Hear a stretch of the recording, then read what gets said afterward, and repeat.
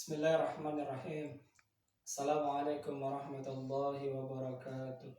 Alhamdulillahi rabbil alamin. Allahumma shalli ala sayyidina Muhammad wa ala ali sayyidina Muhammad. Di sini saya akan mencoba menjawab pertanyaan pada mata kuliah penyusunan kontrak bisnis syariah dalam memenuhi tugas ujian semester genap tahun 2020. Yang pertama yang dapat saya pahami mengenai konsep al-wa'du, al-ahdu, dan al-aqu serta akad tabaruk dan akad tijarah. Yang pertama konsep al-wa'du adalah dalam perdata Islam, al-wa'ad berarti janji, yaitu suatu perjanjian yang dimaksud oleh pemberi pernyataan untuk melakukan perbuatan baik di masa depan. Kemudian konsep al-ahdu adalah janji. Juga dapat dipersamakan dengan istilah perjanjian atau offered comes. Kemudian al-aqu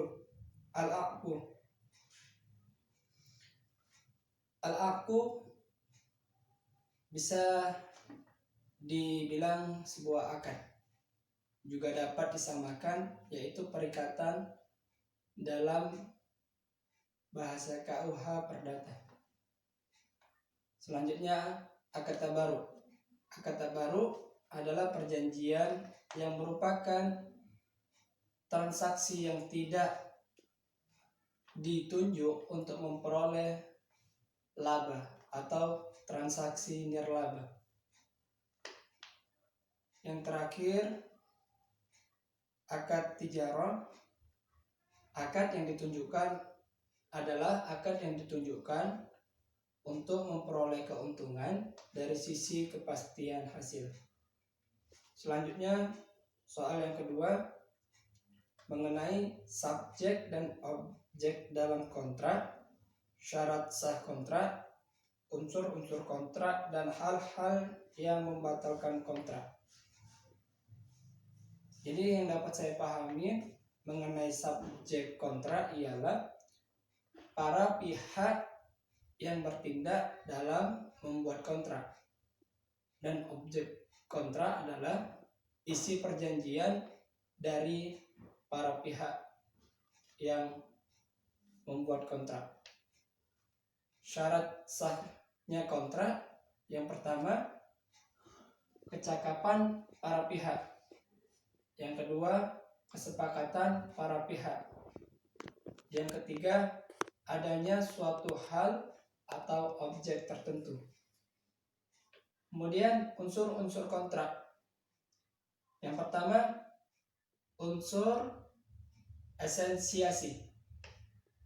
Yang kedua unsur naturalia.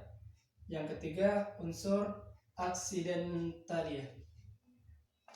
Dan hal-hal yang membatalkan kontrak. Yang pertama jangka waktu kontrak berakhir.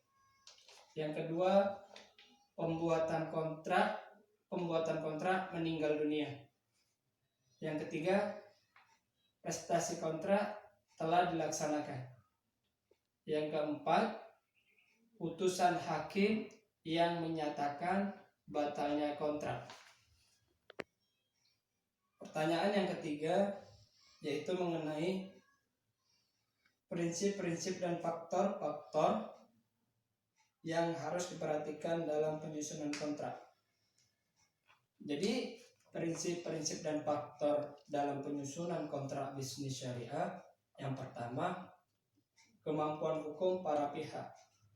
Yang kedua perpajakan. Yang ketiga alas hak yang sah. Yang keempat masalah keagrarian. Yang kelima pilihan hukum. Yang keenam penyelesaian sengketa. Yang ketujuh pengakuan kontrak. Dan yang kedelapan, bentuk perjanjian standar. Itulah mungkin mengenai prinsip dan faktor-faktor penyusunan kontrak. Pertanyaan selanjutnya yaitu mengenai tahapan-tahapan yang harus dilalui dalam penyusunan kontrak bisnis syariah. Jadi tahapan-tahapannya ialah yang pertama, tahap pra-perencanaan kontrak, merupakan tahap sebelum kontrak dirancang atau disusun.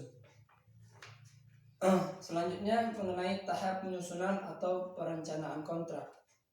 Ini merupakan tahap yang kedua dan memerlukan ketelitian dan kejelian oleh para pihak maupun notaris. Dan selanjutnya mengenai tahap pasca penyusunan perancangan kontrak. Setelah melalui tahapan yang pertama dan yang kedua, oleh para pihak akan memasuki tahap pasca perancangan yang meliputi tahap pelaksanaan dan penafsiran. Pertanyaan yang kelima mengenai uang prestasi ganti rugi dan ganti rugi. Mungkin yang dapat saya pahami mengenai uang prestasi adalah sikap seseorang debitur yang tidak memenuhi janjinya terhadap kreditur yang telah disepakati. Kemudian masalah ganti rugi adalah sebuah pembebanan yang dibebankan debitur yang tidak memenuhi isi perjanjian yang telah dibuat. Mungkin itulah jawaban yang dapat saya sampaikan dalam memenuhi ujian semester genap tahun 2020 dalam mata kuliah penyusunan kontrak bisnis syariah. Wassalamualaikum warahmatullahi wabarakatuh.